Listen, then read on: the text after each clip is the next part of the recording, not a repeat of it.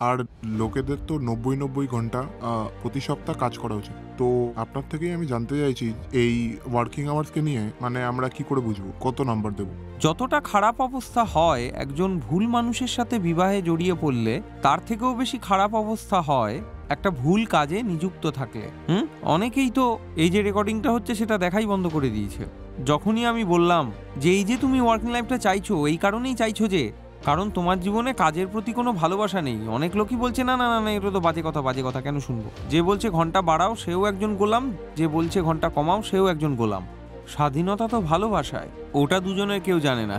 এই স্বাধীনতা যেটা সপ্তাহে 2 ঘন্টা পাওয়া যায় সেটা স্বাধীনতা বলবো নাকি জেল? যেই জিনিসগুলো তোমার জীবনে সত্যিই দরকার নেই সেই জিনিসগুলোর প্রতি যদি অভ্যস্ত হও আর সেটাকেই ঘিরে ধরে যদি তুমি একটা কস্ট স্ট্রাকচার বানাও, তারপরে যদি বলো আমি তো বাধ্য ছিলাম, আমি সহজ সরল সুন্দর জীবন কিভাবে বাঁচবো, আমার উপরে তো অনেক দায়িত্ব আছে।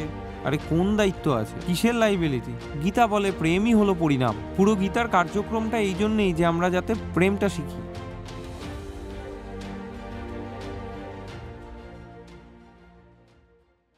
নমস্কার আচার্যজি। আচার্যজি, আ একটা প্রশ্ন আছে যেটা অনেকেই জানতে চাইছে যে রিসেন্টলি ভারতে একটা ডিবেট শুরু হয়েছে ওয়ার্কিং আওয়ার্স নিয়ে। তো সবার ১ম এ একসাথে ওরা বলেছিল যে ভারতীয়দের ১ সপ্তাহে ৭০ ঘন্টা মিনিমাম কাজ করতে হবে। কালই দেখছিলাম যে আরেকটা বড় কোম্পানি আছে, তার যে চেয়ারম্যান উনি তার একটা ইন্টারনাল মিটিংয়ে নিজেরই একটা এমপ্লয়িকে জবাব দিতে শোনা গেছে যে, "তুমি তো শনিবার পর্যন্ত কাজ করার জন্য কিন্তু আমার তো ইচ্ছা তোমাকে রবিবারেও কাজ করানোর। আর মানুষের তো ৯০ ঘন্টা করে মানে প্রত্যেক সপ্তাহে কাজ করা উচিত।" আর এই কথাটা বলার সময় উনি চায়নার উদাহরণ দিয়েছিলেন। আমি দেখেছি যে চায়নার লোকজন খুব পরিশ্রমী হয়। আর ওরা আমার এক চাইনিজ প্রফেসরের সাথে কথা হয়েছিল। তো সে বলেছিল যে আমরা আমেরিকাকে পেছনে ফেলে দেব। কারণ আমরা তো ৯০ ঘন্টা কাজ করি আর ওরা তো ৫০ ঘন্টা কাজ করে।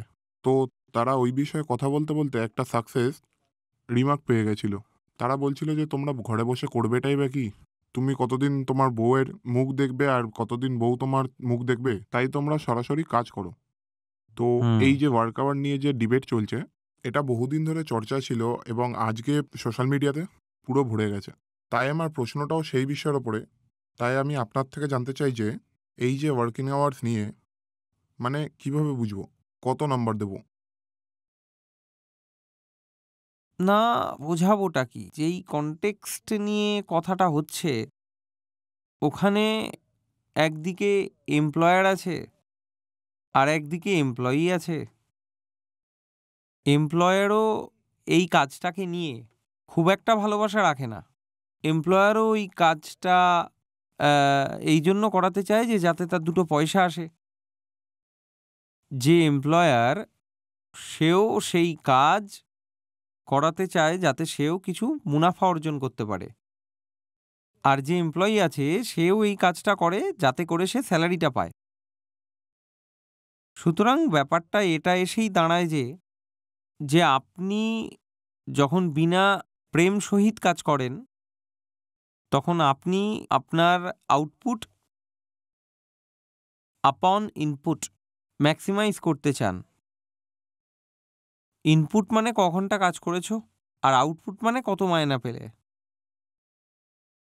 ইনপুট মানে কতক্ষণ কাজ করেছো আর আউটপুট মানে, আর এই যে ইকুয়েশনটা যেখানে আপনি বলেন যে purpose of work is to maximize output upon input, এই ইকুয়েশনটা শুধুমাত্র একটা লাভলেস মহলে কাজ করে। যদি কাজে প্রেম চলে আসলে তখন ইকুয়েশনটা আলাদা রকম হয়ে যায়। ওই কথাটা আমি পরে বলবো, আমাকে মনে করিয়ে দিও। কিন্তু এখন যে কথাটা হচ্ছে এই যে ইনফোসিসের, এল&টির এবং আরো চায়নার 996, ওখানকার কথা হচ্ছে, এই যে পুরো ডিবেটটা চলছে, এই পুরো ডিবেটটাতে এই কথাটা নেই যে কাজ আসলে জিনিসটা কি হয়। এই পুরো ডিবেটটাতে কাজের একটাই মানে থাকে, যে কাজ মানে সেই জিনিস যাতে টাকা পাওয়া যায়, সুযোগ সুবিধা পাওয়া যায়, কামনা পূর্ণ হয়, অ্যাম্বিশন পূর্ণ হয়, ইত্যাদি ইত্যাদি। তাহলে এই পুরো ডিবেটটাতে তুমি কি কোথাও দেখলে যে কোনো কাজের পরিভাষা নিয়ে বলা হয়েছে? না কেউ জিজ্ঞেস করছে যে না, how do we define work first of all, এটা নিয়ে কেউ কথা বলেছে কি? কখনোই না। হ্যাঁ, কারণ তারা সবাই এই কথাটায় সহমত যে কাজ মানে তো শুধুই এমন কিছুই যেখানে শুধু হাত পা নাড়ালে অর্থ উপার্জন করা যায়। আউটপুট হলো টাকা আর ইনপুট হলো হাত পা নাড়ানো, মানে কত ঘন্টা হাত পা নাড়ালাম এটাই আমার ইনপুট। তো কেউ ওয়ার্ক পরিভাষা নিয়ে কোনো কথা বলতে চায় না। আচ্ছা ঠিক আছে, না হয় আমরা তাদের দুনিয়াতেই চলে যাই আর সেটা নিয়ে কথাটা বলি, ঠিক আছে? তারপর না হয় বাইরের কিছু কথা বলা যাবে। ওই দুনিয়াটা যেখানে কাজটা শুধু এই কারণেই করা হয় যেটা করে আপনি আপনার ঘরটা চালাতে পারেন, টাকা নিয়ে আসেন যাতে সেই টাকা দিয়ে আপনি অনেক জিনিস কিনতে পারেন, ফুর্তি করতে পারেন, নিজের অনেক আকাঙ্ক্ষা পূর্ণ করতে পারেন, এরপরেও যাতে বিয়ে করতে পারেন, বাচ্চাদের ফিস দিতে পারেন। যেখানে কাজ শুধু এই কারণেই হয়, সেখানে এটা খুবই জরুরি যে কাজের সময়টা সীমিত রাখা যায়। আর ওয়ার্ক লাইফ ব্যালেন্সের যে কনসেপ্টটা আছে ওটা একমাত্র এই ধরনের পরিবেশেই অ্যাপ্লিকেবল হতে পারে। আরে ভাই, ও কি এই জায়গাটাই এই কারণেই এসছে যাতে করে কাজ করে করে ওর প্রাণ দিয়ে দেয়? যে এমপ্লয়ি আছে সে কি অফার লেটারটা এই কারণে সাইন করেছে যাতে 90 ঘন্টা কাজ করে করে নিজের প্রাণ দিয়ে দেবে? ও তো এই কারণেই এসছে যাতে করে কাজ করে ইনপুটটা মিনিমাইজ করতে পারে, আউটপুটটা ম্যাক্সিমাইজ করতে পারে। সে এসেছেই এই উদ্দেশ্যে। হ্যাঁ, ওকে যে কাজ দিয়েছে এমপ্লয়ার, ওর উদ্দেশ্যটা আবার আলাদা। ও বলছে এর থেকে অনেক বেশি কাজ নিতে হবে, কমসে কম মায়না দেবো, তার থেকে বেশি ঘন্টাটাও নিয়ে নেব। তো এই জন্য এই কনফ্লিক্ট অফ ইন্টারেস্টটা সবসময় হতে থাকবে। যখনই কোনো এই নির্দেশ আসে যে অনেক বেশি কাজ করতে হবে, অনেক বেশি কাজ করতে হবে, সেটা কখনো সিওর কাছ থেকে আসে বা মালিকের কাছ থেকে আসে। আর যে আক্রোশটা দেখতে পাবেন যে না না এত বেশি কাজ কেন করাচ্ছে, ওয়ার্ক লাইফ ব্যালেন্স হবে না, বার্ন আউট হয়ে যাচ্ছে, সে সব কিছুই এমপ্লয়িজদের দিক থেকেই পাওয়া যাবে। তো তুমি রেডিটের কথা বলছো, রেডিটে যাও, টুইটারে যাও, একই কথা দেখতে পাবে। যে বা যারাই এটা বলছে যে এটা তো ভুল, এটা এক্সপ্লয়টেশন, আর একটা আপার লিমিট থাকা প্রয়োজন উইকলি কাজে, যে এত ঘন্টা কাজ করা প্রয়োজন। এই যে সিও বা ম্যানেজাররা এত এত ঘন্টা কাজ করার কথা বলে চলেছে, এরা তো শোষক এবং অপদার্থ, তাদেরকে নিয়ে রসিকতা করছে বা কিছু, ওগুলো সব এমপ্লয়িজরাই যারা মজা করছে। কারণ এটা ওদের পক্ষেরই কথা যাতে করে কাজটা কম করা যায়, কমপক্ষে। তো এটা তো এক প্রকারের ক্লাস অফ স্ট্রাগল হলো, ওয়ার্ক সংঘর্ষ হলো। একটা বর্গ আছে যে কম কাজ কিভাবে করা যায়, আর দ্বিতীয় বর্গ হলো যে অনেক বেশি কাজ পেতে চায় আর ওরা এটা নিয়ে কথা বলছে। কিন্তু যদি তুমি এটাও চেয়ে থাকো যে আপনার যে এমপ্লয়ি আছে তার প্রোডাক্টিভিটি ম্যাক্সিমাইজ হোক, আর এটা এখন আমি ওই লাভলেস এনভায়রনমেন্টের আধারেই বলছি, ঠিক আছে? এখন এখানে ওই বিষয়টা আসেইনি যে ওয়ার্ক মানে সত্যিকারের কি, ওয়ার্কের পরিভাষাটা কি। এখন আমি যেটা জেনারেল কর্পোরেট এনভায়রনমেন্ট সেই বিষয় নিয়ে কথাটা বলছি। এখন যদি জেনারেল কর্পোরেটের কথাও বলি, সেখানে যদি প্রোডাক্ট ম্যাক্সিমাইজ করতে হয়, সেখানে যদি ব্যাপারটা লাভলেস হয়ে থাকে, তাহলে ব্যাপারটা কিন্তু জরুরি। এই যে ঘন্টা আছে সেটা আপার লিমিট ফিক্সড করা হোক, আর ওই আপার লিমিটের ওপর একটা সীমা, কতটা ঘন্টা আপনি করবেন সেটা এই জন্য লাগু হয় না যেহেতু আপনি গরিব। যে মানুষ যত গরিব হবে তার হাত ততটাই মোচকানো যায়। এই কারণেই আপনি দেখতে পাবেন যে জার্মানিতে, জাপানে, নেদারল্যান্ডসে বা স্ক্যান্ডিনেভিয়ান দেশগুলোতে এখানে সব ৩১, ৩২, ৩৫, ৩৬ ঘন্টা করে এখানে গড়ে ওয়ার্ক উইক হয়ে থাকে। তারা শুধু এটুকুই কাজ করে সপ্তাহে, কোথাও ৩২ ঘন্টা, ৩৬ ঘন্টা, ওদের এরকমই চলতে থাকে। আর যে গরিব দেশগুলো আছে, ভারত, পাকিস্তান, অথবা যে আরও প্রগতিশীল দেশগুলো আছে, ব্রাজিল, মেক্সিকো, এরা যারা আছে, এদের মধ্যে যে অ্যাভারেজ ওয়ার্ক উইকটা পাবে সেটা দেখবেন ৪৫ ঘন্টার। আর এটাই নয়, ভারতের অর্ধেক জনসংখ্যা যারা ৫০ ঘন্টার উপরের ওয়ার্ক উইকে কাজ করে থাকে। আর এগুলো আপনি বাইরের উন্নত দেশে দেখতে পাবেন না। ইউকেতে, ব্রিটেনে, আর জার্মানি, জাপানে হয়তো যে 4 ডে পার উইক আছে ওটাতেও প্রয়োগ করে দেখা হয়েছে এবং পাওয়া গেছে যে না, প্রোডাক্টিভিটি ঠিকই থাকে। ৬ ঘন্টার ওয়ার্ক ডে করেও দেখা হয়েছে, যদি দিনে ৬ ঘন্টাও কাজ করা যায় তাহলেও প্রোডাক্টিভিটি ঠিক থাকে। যদি ৪ দিনেরও ওয়ার্ক উইক করে দাও তাহলে ওরা এটা ভেবে খুশি হবে যে বাকি 3 দিন ওরা মজা করবে।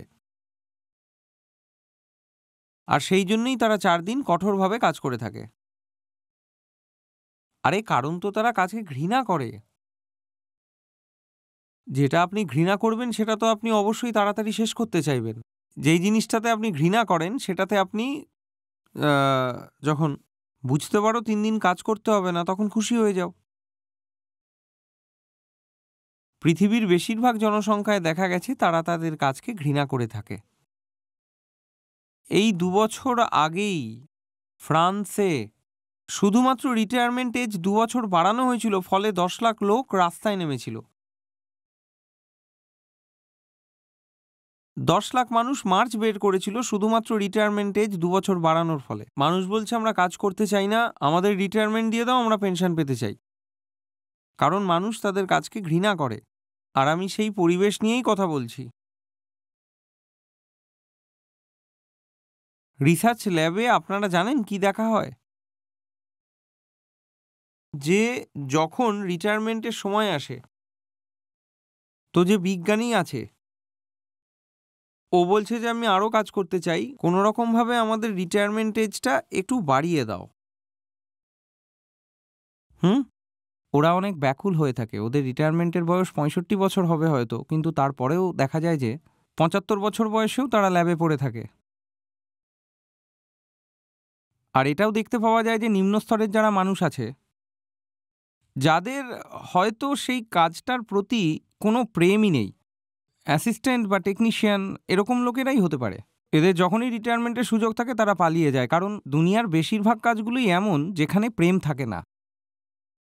যেখানে কোনো প্রেম থাকে না সেখানে কেবলমাত্র একটা জিনিসই হতে পারে, যে যেভাবে হোক আউটপুট আর ইনপুটটা যাতে ম্যাক্সিমাইজ হয়।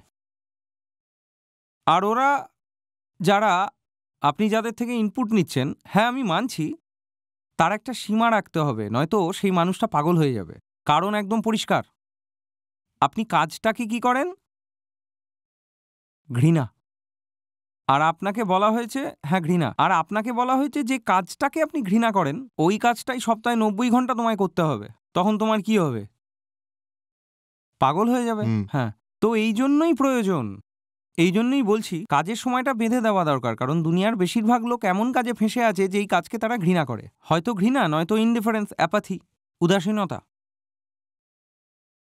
যে কাজ আপনার পছন্দই নয় সেটাকে আপনি, সেই কাজটাই এত বেশি করলে আপনি নিউরেটিক হয়ে যাবেন, বার্ন আউট হয়ে যাবে, আর প্রোডাক্টিভিটিও আপনার কমে যাবে, ক্ষতি হতে পারে। সেটা আপনার জন্যও ভুল এবং এমপ্লয়ারদের জন্যও ভুল হয়ে যাবে। এই জন্যই বাইরের উন্নত দেশগুলো এইভাবেই নিয়মটা বানায়, যাতে সপ্তাহে এত ঘন্টার বেশি কাজ করা যাবে না, না হলেও পাগল হয়ে যাবে। কারণ সে কাজটা পছন্দই করে না। আর কাজ হলো জীবনসঙ্গীর মতো। আর জীবনসঙ্গীকেও তো আপনি ডিভোর্স দিতে পারেন, আর অনেক লোক তো বিয়েই করে না। কিন্তু এমন কেউ নেই যে যারা কাজ করে না। তাই সুতরাং যতটা খারাপ অবস্থা হয় একজন ভুল মানুষের সাথে বিবাহ বন্ধনে আবদ্ধ হলে, তার থেকেও বেশি খারাপ অবস্থা হয় একটা ভুল কাজে আবদ্ধ হলে। আর আপনি ব্যক্তির সাথে আবদ্ধ হলে তাও একটা উপায় থাকে। বিবাহ ইচ্ছেদ হয়ে গেল, ভাই তুমি তোমারটা দেখো, আমি আমারটা দেখি, থাকবোই না কারোর সাথে আর। কিন্তু এরকম তো কাউকে পাবেন না যে বলবে যে আমি কাজ করব না। কাজ তো করতেই হবে, কারোর সাথে থাকো বা না থাকো, কিন্তু কাজের সাথে তো থাকতেই হবে। তো যে কাজটা ভুল বেছে নিয়েছে, এমন কাজ বেছে নিয়েছে যে কাজটাকে সে ভালোই বাসে না, ওর অবস্থা বড়ই দৈন্য। আর আমি সেই জন্যই বলছি তার কাজের সময়টা বেঁধে দাও, ওটাই তার জন্য ঠিক হবে, না হলে সে মরে যাবে। আর ভয়ানক ব্যাপার হচ্ছে, দুনিয়াতে 90 থেকে 95% লোক, যেটা আমরা বলছি, এমনই কাজ করে চলেছে যাদের কারোরই কাজে কোনো মন নেই। কারণ তোমাদের শিক্ষা ব্যবস্থা তাকে এইভাবেই তৈরি করেছে যে কাজকে শুধুমাত্র আউটপুট আপন ইনপুটের আকারে দেখার জন্য। তোমার পরিবার, তোমার সংস্কৃতি, তোমার প্লেসমেন্ট অফিস, এগুলোকে কি বলে? Go and look for a meaningful vocation, এইটাই বলে নাকি? এটা বলে যে go and look for the CTC figure. তো তুমি এটাই দেখো যে তুমি কত টাকা পাচ্ছ, আর সেইটা পেয়ে গেলে তো ব্যাস। সপ্তাহে 1 ঘন্টা কাজ করে যদি পেয়ে যাই তো কীরকম মজা আসবে ভাবো। কে জানে এটা বলার পরেই হয়তো কতজনের মন খুশিতে ভরে গেছে। কে যতটা স্যালারি যা পাওয়া যায় সেটাই পাই, আর সপ্তাহে কাজ যদি 1 ঘন্টা করতে হয় তাহলে কেমন মজা। কারণ কারণ কাজ তুমি কাজটার জন্য করছো না, কাজ তুমি স্যালারির জন্য করছো। আর এটা জীবনে বেঁচে থাকার একটা সবথেকে বাজে পদ্ধতি, যে কাজ আমি করি কারণ অন্য কিছু করার জন্য। লোক বলে ওয়ার্ক লাইফটা তো ব্যালেন্স রাখতে হবে, তাই না? আচ্ছা, ভালো ওয়ার্ক লাইফ ব্যালেন্স হয়ে গেলে তুমি বাড়িতে গিয়ে কি করবে?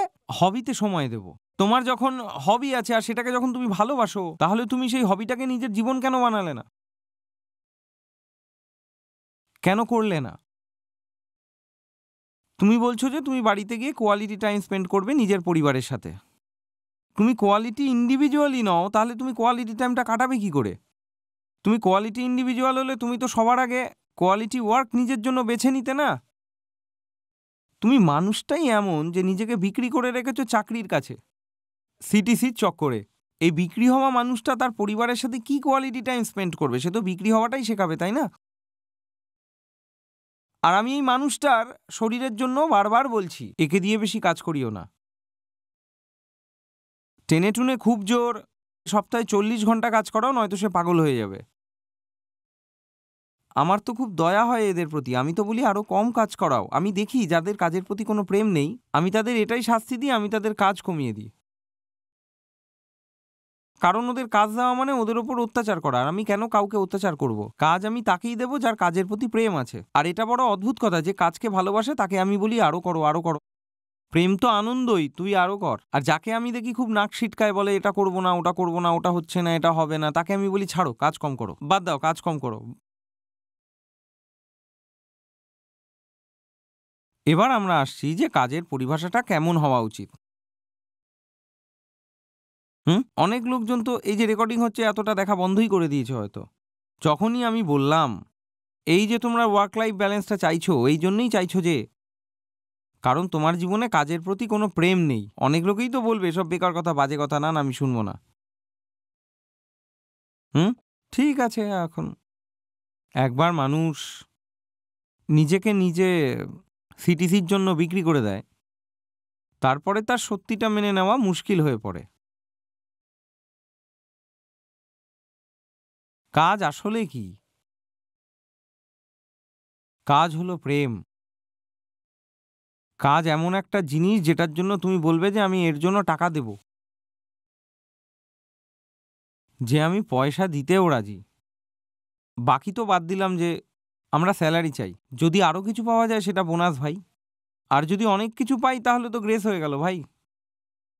অনুকম্পন, অনুগ্রহ, গ্রেস, তার সাথে আরও কিছু পাওয়া যায় তাহলে তো ব্যাস, কোনো ব্যাপার না, আসছে আসবে। কিন্তু যেটা পাচ্ছি সেটার জন্য কাজ করছি না, কাজকে ভালোবেসে কাজ করছি। আর কাজকে ভালোবাসলে ঘন্টা কে গুনবে? আমরা কিভাবে বুঝবো যে আমাদের কত ঘন্টা কাজের ওয়ার্ক উইক? আমরা কখনো ঘন্টা গুনিনি। আর গুনলে একটাই ফলাফল আসবে, 24। কারণ দিনে 24 ঘন্টাই হয়। আর 24 ঘন্টা আমরা প্রেম ছাড়া কিছু করিই না। আর প্রেম মানে ভালোবাসা। আমাদের কাজ ভালোবাসা হয়ে সামনে উপস্থিত হয়। আমি কি করে বলবো আমার কত ঘন্টার ওয়ার্ক উইক আছে? কিভাবে বলবো? আর আরেকটা কথা আবারও বলছি যে এটা ভেবো না যেই সিওরা যা বলছে যে আরও কাজ করো, আরও কাজ করো, এরা কাজকে ভালোবাসে বলেই কিন্তু করতে বলছে। না না না না না, এটা ভাববেন না। আমি এমপ্লয়ীদের জন্যই কথাটা বলবো, যারা পয়সার জন্য কাজ করে তারা তো এটাই বলবে না কাজের ঘন্টাটা কমাও। কিন্তু যারা সিইও বা ওনার আছে তারা তো এটাই বলবে যে ঘন্টাটা বাড়াও। তারা যে ঘন্টা বাড়াতে বলছে এই কারণেই নয় যে যে তারা নিজের কাজকে অনেক বেশি ভালোবাসে। তারা বলছে কারণ সাধারণ এমপ্লয়ীদের তুলনায় তারা 300 থেকে 400% বেশি স্যালারি পেয়ে থাকে। যখন এত স্যালারি নিচ্ছ তো বিক্রিও তো আরও বেশি হতে হবে না? যে তোমাকে এত টাকা দিচ্ছে সে তো ফ্রিতে দিচ্ছে না যাতে তুমি আয়েশ করতে পারো। যে তোমায় এত টাকা দেবে, যে অ্যাভারেজ সিও কম্পেনসেশন আছে সেটা ভারতে 300:1। আর কিছু কিছু কোম্পানিতে 1000:1 থেকেও বেশি থাকে। মানে যে সাধারণ এমপ্লয়ি এবং সিওর যে স্যালারি থাকে তার মধ্যে 1000:1 রেশিও থাকে, সামটাইমস এক্সিডিং দ্যাট। তো যে এত কাঁড়ি কাঁড়ি টাকা নেবে সে তো কাজ করবেই। তো সে নিজে আর কি বলবে যে আমি এত কাজ করছি? ও এত কাজ না করলে তো বোর্ড ওকে লাথি মেরে তাড়িয়ে দেবে। তো তুই নিজে কি বলবি যে আমি রোল মডেল, আমি এত কাজ করছি, চলো তোমরা আমার সাথে এই কাজ করো? যত টাকা তুমি পাচ্ছ সেই টাকা ওদের দিলে অবশ্যই তারা সেই কাজ করবে। ওদের কি বলছো যে তোমাকে 90 ঘন্টা কাজ করতে হবে, 190 ঘন্টা কাজ করতে হবে? যতটা তুমি খাও তাদেরও খেতে দাও, তখন ওরাও করবে, খুশি খুশি করবে। এরা সব তো রুক্ষ জীবনের সব বার্তাবাহক। এরা তারাই ভাবে কাজ এই জন্য করি যাতে টাকা আসে, আর টাকা এলে কনজাম্পশন করতে পারি। এই জন্যই গীতার প্রয়োজন আছে। গীতা বলে আমাদের নিষ্কাম কর্মে কতটা আনন্দ। যখন কাজটা এই জন্য হবে না যে কর্মফল পাওয়া যাবে, কর্ম এই জন্যই হয় যে কর্ম নিজের মধ্যেই নিজে উঁচু মানের একটা দরজায় থাকে, কারণ সেটা একান্তই আমাদের অন্তর থেকে আসে। আমরা যে কিছু বুঝি, আমরা যে কিছু জানি, তার জন্যই আমরা করতে পারি। তো আমাদের কর্মের মধ্যেই একটা ধার আছে, একটা সত্য আছে। আমরা পিছু পাওয়াবো না। এত যে স্টার্ট আপ ফেল হয় সে আমরা জানি। 20টা যদি স্টার্ট আপ হয় তার মধ্যে 19টা ফেল হয়ে যায়। আর ফেল কেন করে? এই জন্যই যে তারা ভালো মার্কেট সেগমেন্ট বাছেনি বা প্রোডাক্ট ভালো ছিল না, ফান্ডিং পায়নি, এসব কিচ্ছু না। বেশিরভাগ স্টার্ট আপস ফেল হয় না, তাকে বন্ধ করে দেওয়া হয়। কেন বন্ধ করে দেওয়া হয়? কারণ সেটা শুরুই করা হয়েছিল শুধুমাত্র মুনাফা খাওয়ার জন্য। আর 2-3 বছর হতে না হতেই দেখা যাচ্ছে যে অতটা মুনাফা তো হচ্ছে না যতটা হওয়ার ছিল, তাই বন্ধ করো এই কোম্পানিকে। কাজ কাজের জন্য থোড়ই করা হচ্ছে, কাজ পরিণামের জন্য করা হচ্ছে। তো কাজের প্রতি ভালোবাসা আর কি আসবে? পরিণামের প্রতি ভালোবাসা আছে, আর এটা ছোটবেলা থেকেই শেখানো হয়, বোঝানো হয়। মা বলছে, মনা সন্তানকে, যে তুই যদি বোর্ড টপ করিস তাহলে আমি কিন্তু তোকে অনেক ভালোবাসবো। মানে প্রেমটাও তুমি পাবে একটা উপহার হিসাবে। বাহ রে ভাই বাহ। তো তখন বলছে টপই তো করতে হবে না। এটা তো দেখতে যাচ্ছে না যে আমি কত গভীরে গণিত পড়েছি, ইতিহাস পড়েছি, যা পড়েছি, টপই তো হতে হবে। তো সেটা যে কোনো উপায় হয়ে যাও যাতে আমার কাজ চলে যায়। মানে রেজাল্ট ফোকাস, ব্যাপারটা প্রসেস ফোকাস নয়, লাভ ফোকাসড নয়, ব্যাপারটা হার্ড ফোকাসড নয়। শুধু যেভাবেই হোক এলোপাতাড়িভাবে হলেও একটা রেজাল্ট এনে দিতে হবে। তো রেজাল্টই যখন আনতে হবে, তো রেজাল্ট যতটা কম ইনপুটে আনা যায় ভাই ততই লাভ হবে, হ্যাঁ, ঠিক। ততই ভালো। তাই সবাই লেগে আছে যে ওয়ার্ক ফ্রম হোম করে নেব, আর আমার 4 ডে ওয়ার্ক উইকও করে দাও, আর মোটামুটি 30 ঘন্টা কাজ করব। আর আমি ওদের সাথে সহমত। আমি তো বলছি না যে এদের ঘন্টা বাড়াও, আমি বলছি এদের ঘন্টা কমাও। বেচারিদের অনেক বেশি দুর্দশা, এদেরকে দয়া করো। এর থেকে বড় শাস্তি আর কি হতে পারে? এরা যে কাজটা করে চলেছে, যেটাকে তারা চায়ই না, এটাই তো বড় শাস্তি। তো এদের কাজে ডেকে আবার কেন শাস্তি দিতে চাও? যেই মানুষটা জীবনে তার একটা লক্ষ্য পেয়ে গেছে, পারপাস, ওকে গিয়ে জিজ্ঞেস করো। তুমি দেখতে পাবে তার কবজিতে ঘড়িও বোধহয় ঠিক করে নেই,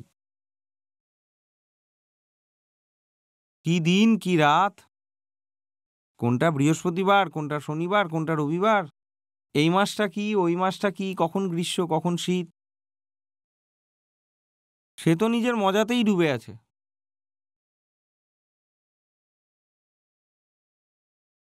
ভুলটা সেই এমপ্লয়ির নয়, ভুলটা সেই ব্যবস্থাপনার, যেটা হৃদয় দিয়ে নয়, জেদের ওপরে চলে। তুমি যখন ছোট ছিলে তখন নাম্বার আনতে বলা হতো, তখন সেই নাম্বারটাও একটা জেদ। ফের তোমাকে বলা হলো বোর্ডেও নাম্বার তুলতে হবে, তো সেটাও একটা জেদ। তারপর তোমায় বলা হলো এন্ট্রান্স এক্সামে র্যাঙ্ক পেতে হবে, তো সেটাও একটা জেদ। ফের তোমাকে বলা হলো কলেজ থেকে সিজিপিএ আনতে হবে, সেটাও একটা জেদ। তারপর তোমাকে বললো প্লেসমেন্টে সিটিসি আনতে হবে, সিটিসিও একটা জেদ।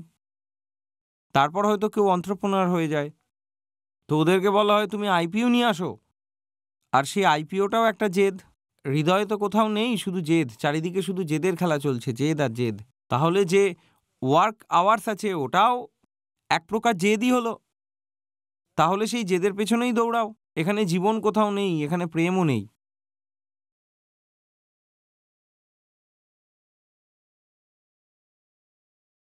তো যারা বিকৃত জীবন বাঁচতে চায় আমি তাদের সাথে সহমত। তো তাদের ওয়ার্কিং আওয়ারটাও যেন লিমিটেড করা হয় এবং তাদের ওয়ার্কিং লাইফটাও যাতে ব্যালেন্স থাকে সেদিকে নজর দেওয়া উচিত।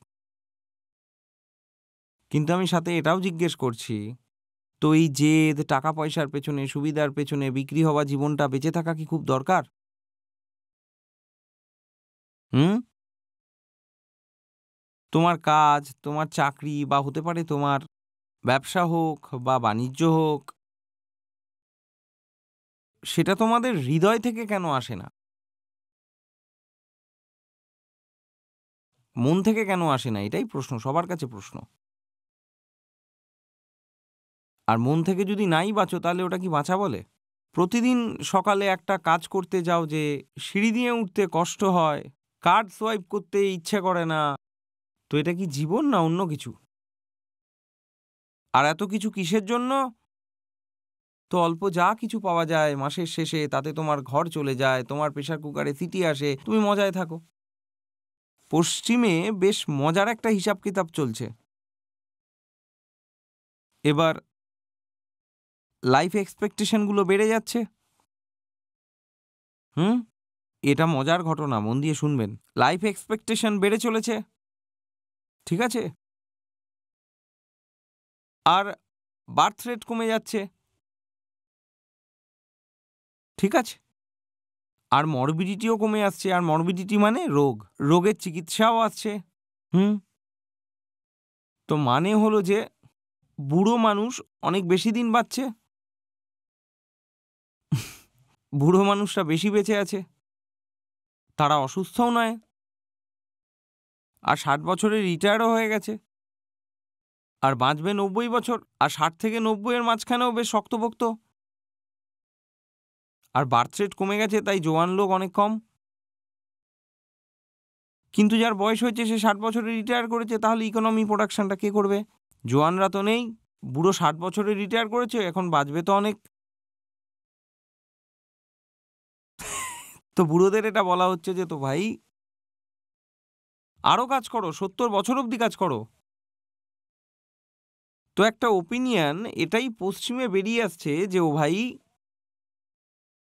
এই যে এজিং রিসার্চটা হচ্ছে সেটার কোনো প্রয়োজন নেই।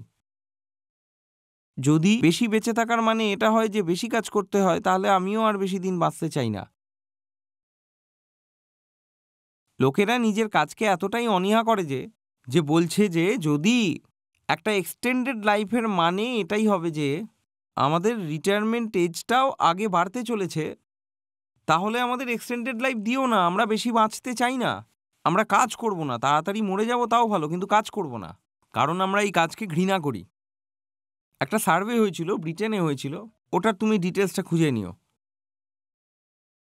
তাতে আমি বুঝতে পারছি যে খুব বড় একটা শতাংশ, হয়তো ৪০ বা ৬০ অথবা ৭০, ওরা যে ব্রিটিশ কর্মচারীরা ছিল তারা বলেছিল যে আমরা আমাদের কাজকে অসার বা অপ্রয়োজনীয় হিসাবে বিবেচনা করি। We consider our job as either frivolous or redundant. এখন তো তারা বলবেই যে ভাই আমাকে দিয়ে বেশি কাজ করিও না। আর যেহেতু তাদের কাজ ফ্রিভেলাস, ট্রিভিয়াল, রিডেন্ডেন্ট, আর সেই জন্যই আরও একটা ভূত সামনে এসে দাঁড়িয়েছে যার নাম হলো এআই।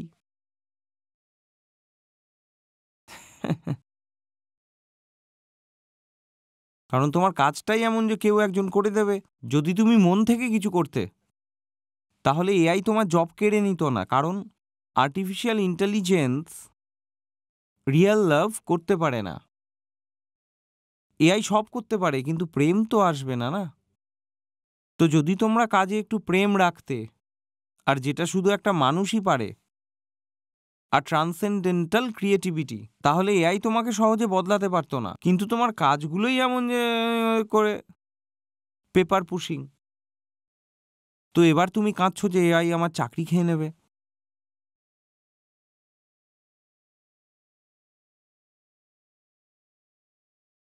নরক বলে কিছু হয় না। একটা পচা অফিসই হলো নরকের সমান। আর ওই পচা অফিসটাকে পরিপূর্ণ করে তোলে যখন তুমি বাড়ি ফিরে আসো তোমার পচা বাড়ি। এছাড়া আর কি নরক হতে পারে? অফিসটা এমনই যে যেখানে তুমি গেছো সেখান থেকে কিছু টাকা উপার্জন করতে পারো, আর তোমার বাড়িটাও এমন যে যে তুমি যখন ফিরে আসো সেখানে শুধু খরচাই করতে হয়। এছাড়া নরক আর কি হবে?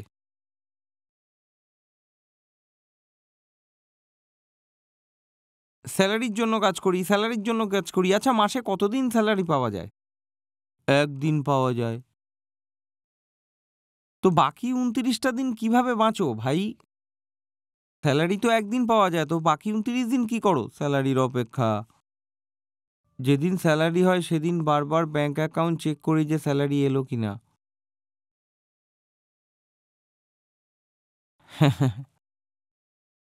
কি হ্যাঁ, হ্যাঁ। খুব খুশি হয় ৪% হাইক পাওয়া গেলে। আরে আমি বলছি এদের ওয়ার্ক আওয়ার একদমই কমিয়ে দাও। এ বেচারা তো জানেও না যে ও যে আউটপুটটা পাচ্ছে স্যালারি হিসেবে সেটাও দিনের পর দিন গুটিয়ে আসছে। এই যত মানুষ বলছে যে ওয়ার্ক আওয়ার্স বাড়িয়ে দাও, এরা সবাই ক্যাপিটালিজমের বেনিফিশিয়ারি। হুম? আর ক্যাপিটালিজমের যে ট্রিকল ডাউন এফেক্ট আছে না, তাতে কিন্তু ওয়েলথ ট্রিকল ডাউন করে না, তাকে পাওয়ার ট্রিকল ডাউন করে। আর তোমার স্যালারি কত বাড়লো? ৫%, আর তুমি খুশি হয়ে গেলে, নাচতে শুরু করে দিলে। আর ওর স্যালারি কতটা বাড়লো স্টক অপশন মিলিয়ে? ওর বেড়েছে ৮০%। ৮০%। হ্যাঁ, তো বলো তুমি বড়লোক হলে না গরিব হলে? তুমি আরো গরিব হয়ে গেলে। কথাটা শুধু এই নমিনাল টার্মসে নয় যে রিলেটিভলি আমি গরিব হয়ে গেলাম। ওর টাকা পয়সা এত বেড়ে গেছে যে ওকে যেই জিনিসটা কিনতে হবে সেটারই দাম বাড়িয়ে দেবে। তুমি তোমার বাচ্চাকে স্কুলে পাঠাতে যাও, ওই যে ওপরে যে বসে আছে ক্যাপিটালিজমের বেনিফিশিয়ার, ও তো তার বাচ্চাকে স্কুলে পাঠাবে, কিন্তু স্কুলে তো সিট লিমিটেড। তো ওই যে লিমিটেড সিটগুলো, সেগুলো তো সেই সব কিছু নিয়ে নেবে মোটা মোটা টাকার ফিস দিয়ে। তারপর তুমিও যাবে, তোমার বাচ্চাকে পড়াতে হবে, তো তোমার থেকেও তো সেই টাকাটা চাওয়া হবে না যেটা সে আগে থেকে দিয়ে রেখেছে। ওপরের লোক তো এফোর্ড করতে পারবে কারণ তার স্যালারি ৮০% বেড়েছে। আগে তো বেশি ছিলই, তার উপর ৮০ বেড়েও গেছে। আর তোমার তো বেড়েছে ৫%, তুমি কিভাবে অ্যাফোর্ড করবে? যার কাছে যত টাকা আসছে সে তার দিক থেকে তত মূল্য বৃদ্ধি করে চলেছে। এই যেমন হোটেল বুকিং হোক, বা সেটা জমি কেনা হোক, হতে পারে সেটা স্কুলের ফিজই হোক, তারা সব জিনিসের, এই যেমন হসপিটালের ফিজ হোক, সেখানকার চার্জেস আরও সব জিনিসেরই দাম বাড়াচ্ছে যাতে তুমি আরও গরিব হতে পারো। কিন্তু তুমি গুনছো, দেখো আমার সিটিসি।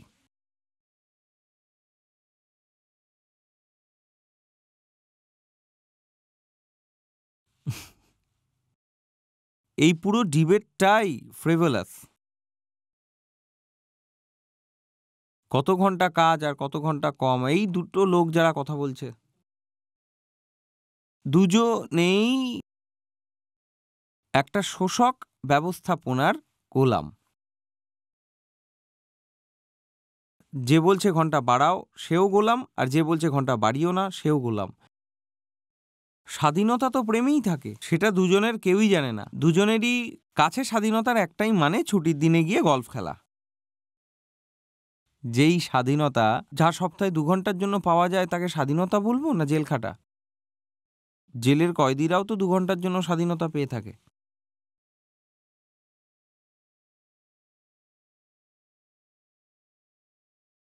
আর কিছু? হ্যাঁ, তাহলে স্যার কবির সাহেব বলেছেন, শোনো কবির সাহেবের কথা, প্রেম মগন জব মন ভায়া কন গিনে তিথিবার। মানে প্রেমে যখন মনমোহিত হয়ে যায়, তিথি মানে বার বা দিন, তখন তা গোনা হয় না। কিন্তু যার কাছে প্রেম নেই, আমি বলছি তাদেরকে তো অবশ্যই সেটা গোনা উচিত, আর ৩৫ ঘন্টার ওপরে, যাতে আর তাদের কাজ না করতে হয়। হুম, আমি তো তাদের বলছি তারা এমনি শাস্তি পাচ্ছে, একটা লাভলেস লাইফ কাটাচ্ছে, তাদের আরও শাস্তি কেন দিচ্ছ বেশি বেশি কাজ করিয়ে? আচার্যজি অনেকবার দেখেছি যে আমাদের সাথী হুম, ইতস্তত বোধ করে, এরা প্রশ্ন করে, বলা বাহুল্য নালিশও করে। আমরা আমরা যখন আচার্যজির কাছে এসেছিলাম তো জীবনে একটা শান্তি চেয়েছিলাম, কারণ আমাদের মনটা খুব চঞ্চল ছিল আর কুবিচারে ভরা ছিল। আর যখন আচার্যজির কাছে এলাম তো জীবনের এমন একটা পর্যায়ে পৌঁছালাম যে সময় আমরা এক প্রকারের ব্যবস্থাপনায় বাঁচতে শুরু করে দিয়েছিলাম, আর ধীরে ধীরে বুঝলাম যে ওই ব্যবস্থাপনাটা ভুল ছিল আর সেখান থেকে বেরোনোটা প্রয়োজন। কিন্তু এই যে বিচার বা চিন্তাটা, সেটা নিজের মধ্যেই আরো বেশি অ্যাংজাইটি আর টেনশন বাড়িয়ে তোলে। ও বুঝতে পারে, মানে প্রশ্ন করতে চায় যে যেটা সঠিক কাজ ওইটাও মনে হয় যে কোথাও গিয়ে অনেক বেশি চিন্তা এবং অ্যাংজাইটি দেয়। তো তারা কি ঠিক? সঠিক কাজে স্ট্রেস থাকে না, নিজের লোভে স্ট্রেস থাকে। ঘাম ছুটতে শুরু করে যে আরে সামনের মাস থেকে আর এত লাখ পাবো না নাকি। সঠিক কাজ স্ট্রেস দেয় না, খারাপ কাজ হারানোর ভয়টাই স্ট্রেস দিয়ে থাকে। সঠিক কাজ কিভাবে স্ট্রেস দেবে, কারণ ওটা তো সঠিক কাজই। ভয় শুধু এটাই যে নানা রকমের ভ্রান্তি মনের মধ্যে আছে, নিজের কস্ট স্ট্রাকচার বানিয়ে ফেলেছে। এত টাকা তো এখানে দিতেই হবে, অত টাকা তো ওখানে খরচা করতে হবে। খারাপ কাজ এমনি থরি আসে, সেটা তো সিটিসি নিয়ে আসে। তো তো ওই সিটিসি হারানোর ভয় থাকে, আর কিছু না, ব্যাস। আর সিটিসি তো কেউ খায় না, আর ওই সিটিসি থেকে যে সুযোগ সুবিধা ভোগ করেছো সেটা হারানোর ভয় থাকে। সুবিধা হারিয়ে যাবে, তো সুবিধা হারাবে তো কি হারিয়ে যাবে, এটাই হারাবে যে সাধারণ বাথরুম হবে। এখন কি আছে, এখন তো ওয়েস্টার্ন টয়লেট। বড় টেনশন হয়ে গেল, হায় হায় হায় আমার বিদেশি টয়লেট চলে গেল। কিসের চিন্তা, যে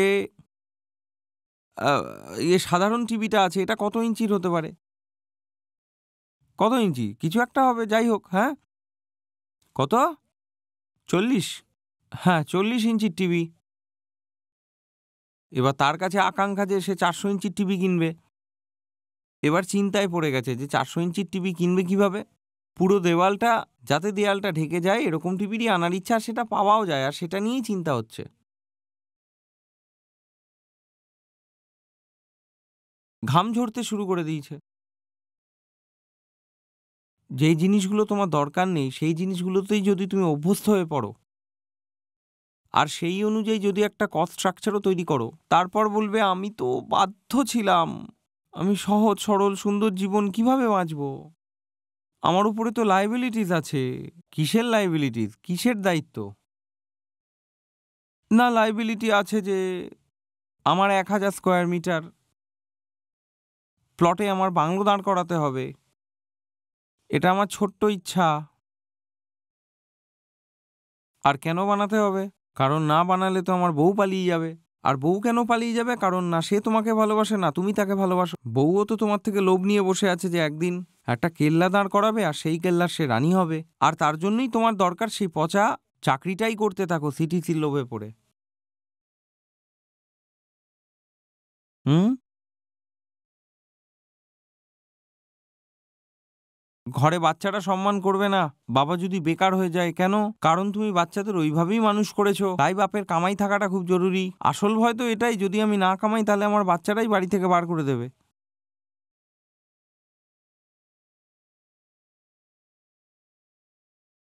কম কামাবো তো সমাজে কোনো দাম থাকবে না, বন্ধুরাও অন্য চোখে দেখবে।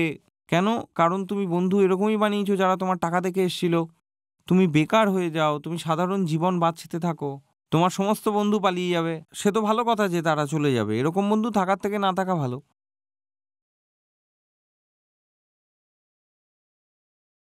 এই তো কোনো ক্যাম্পাসে হয়েছিল, তো ইঞ্জিনিয়ারিং ক্যাম্পাসে, তো সেখানে যে কোম্পানি প্রপোজাল পাঠিয়েছিল প্লেসমেন্টের জন্য, তো ওখানে ওরা সিটিসি লিখেছিল 12.5, মানে হলো যে 12.5 লাখ পার অ্যানাম। আর এটা এমন কিছু উম, খুব একটা টপ কলেজ ছিল না, তো স্টুডেন্টদের কাছে এটা বড় ব্যাপার ছিল যে একটা কোম্পানি আসছে 12.5 লাখের পার অ্যানামের এলপি এর প্যাকেজ দেবে। এখন প্রথমেই যদি হাতে 70-80 হাজার আসে সেটা তো ভালো কথা। তো তারা সেখানে, ওদের যে অডিটোরিয়াম ছিল সেখানে কোম্পানি এসেছিল প্রেজেন্টেশন দিতে। আসল ঘটনা বলছি, সবে হয়েছে এই এই এই প্লেসমেন্ট সিজনেই। তো সেখানে কোম্পানি এলো, ওরা অডিটোরিয়ামে প্রেজেন্টেশন দিচ্ছে, তো তো ওখানকার যারা এইচআরের লোক ছিল তারা প্রথম স্লাইডটা খুললো, তো ওখানে দেখছি সিটিসি লেখা আছে যে 12.5 এলপিএ। তখন সে বলছে it seems there is some confusion. স্টুডেন্টসরাও অবাক ছিল, কারণ ফ্রেশারদেরও অনেক দুর্গতি ছিল, তারা এখনও আইটি ইন্ডাস্ট্রিতে on hand average 3-3.5 lakh per Anam salary পায়। আর এই কলেজও এমন আহামরি কিছু ছিল না। স্টুডেন্টস একদম পাগল হয়ে গেছিল যে 12.5 লাখ দেওয়ার মতো কোম্পানি আসছে। পুরো অডিটোরিয়াম ঝাঁকাঝাঁক ভরে গেছিল। যে পাস আউট হয়ে গেছিল, অন্য জায়গায় চাকরি করছিল, আগের যে ব্যাচ তারাও এসেছিল যে আমাদেরও চাকরি দিয়ে দাও। তো এইচআর সেই স্লাইডটা দেখলো, দেয়ার ইজ সাম কনফিউশন। তখন সে যে একটা ছিল সেটা মুছে দিল, বলছে 2.5 এলপিএ। যেই বলল 2.5 এলপিএ, তখন পুরো অডিটোরিয়াম খালি হয়ে গেল। এইচআর লোকেদের সামনে থেকে সব স্টুডেন্ট উঠে বাইরে বেরিয়ে গেল। এবার তুমি কি করবে বলো? কেউ এটাও জিজ্ঞেস করছে না যে এটা তো বলো জব প্রোফাইল কি আছে কি নেই, কেউ কিচ্ছু জানতে চাইছে না। সবাই হাঁ করে এসে বসেছিল যে টাকা পাবে। আরে যে টাকার জন্য কাজ করবে সে তো বলবে যে ফ্রিতেই টাকা দিয়ে দাও, যাতে একদিনও অফিস না যেতে হয়, কাজ না করতে হয়, দাও টাকা। যেমন আপনি রেজাল্টের জন্য কাজ করছেন, আপনাকে বলা হয়েছে আপনি 99% মার্কস পাবেন এক্সাম না দিয়ে, তা আপনি কি মানা করবেন থরি? তো এটাই আমাদের পরিবার আমাদেরকে, যেটা আমাদের লোক ধর্ম, লোক দর্শন, সেটাই আমাদের শেখানো হয়েছে। যে ভালোবেসে কাজ করো না, পরিণামের জন্য কাজ করো। যে কোনো উপায়ে শুধু পরিণামটাই আসুক। গীতাতে বলছে প্রেমই পরিণাম, মা ফলেষু কদাচনম। ফলাফল নিয়ে কি বা হবে?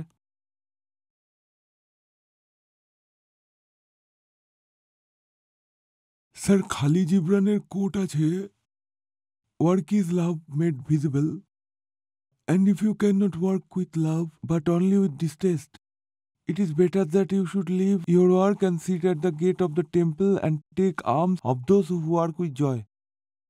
মানে আমি বলছি যে second part of the quote আমি ঠিক বুঝতে পারছিলাম না। আর্মস বলতে তিনি বলছেন সি, আর টেম্পেলের কথা হচ্ছে না, অফিসের কথা হচ্ছে।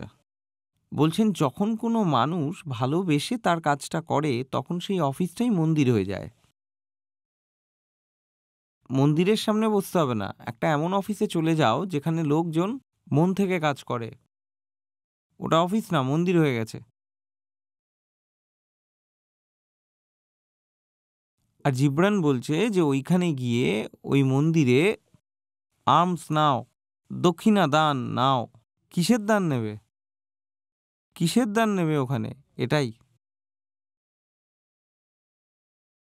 প্রেম শেখো তাদের থেকে, প্রেম দান নাও।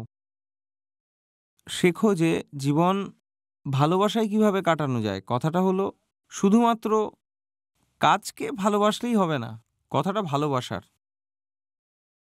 যে ভালোবাসতে জানে সে কাজকেও ভালোবাসবে, পরিবারকেও ভালোবাসবে, আত্মীয়কেও ভালোবাসবে। আর যে ভালোবাসতে জানেই না, তার শুধু এটা নয় যে সে শুধু কাজকেই ভালোবাসে না, সে তার সন্তানকেও ভালোবাসে না, বন্ধুদেরকেও ভালোবাসে না, নিজেকেই ভালোবাসে না। কারণ ভালোবাসা সিলেক্টিভ নয়, ভালোবাসা কোনো সেগমেন্ট নয় যে একে ভালোবাসবো ওকে ভালোবাসবো না। ভালোবাসা অনেকটা আলোর মতো, গায়ে লাগলে সবারই লাগবে, সূর্যের আলোর মতো হয়। যে মানুষটা মন থেকে বাঁচবে তার কাজেও মন থাকবে,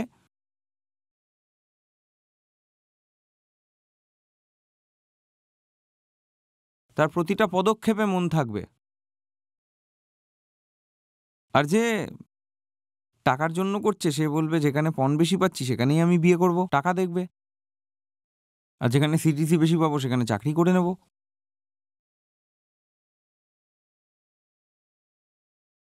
আর যে বেশি ঘুষ দেবে তাকে কন্ট্রাক্ট দিয়ে দেবো।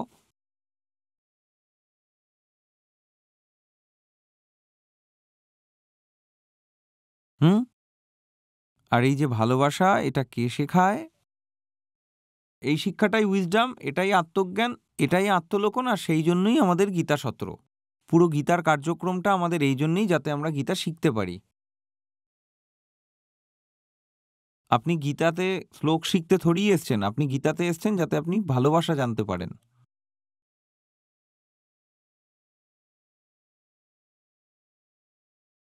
আর কতটা আপনি গীতা কার্যক্রম থেকে শিখেছেন সেটা 6 মাস হতে পারে, 1 বছর হতে পারে, 2 বছর হতে পারে। একটা ভালো উপায় আছে জানার, যে প্রশ্ন করুন যে ভালোবাসা কতটা এসছে আপনার জীবনে।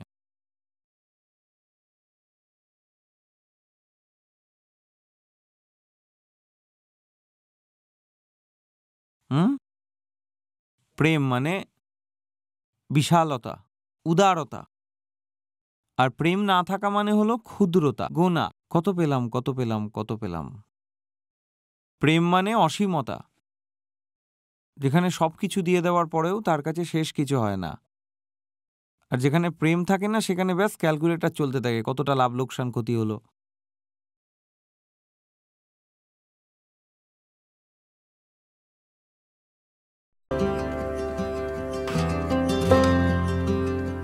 নমস্কার সবাইকে, আমার নাম চারু জিন্দাল।